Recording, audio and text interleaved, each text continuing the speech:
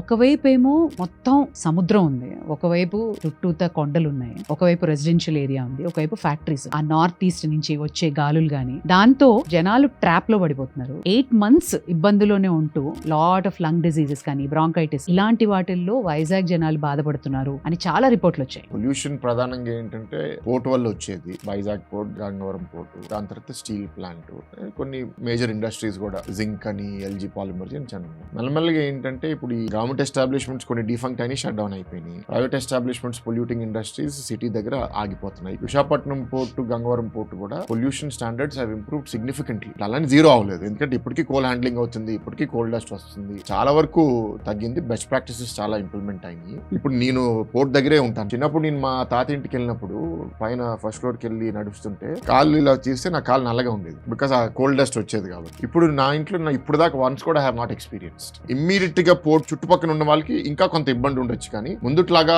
5 కిలోమీటర్లు 10 కిలోమీటర్ల దూరంలో కూడా కోల్డ్ డస్ట్ ఫ్లై అయ్యి ఇల్లుల్లో సెటిల్ అవడం అనేది చాలా వరకు తగ్గిపోయింది.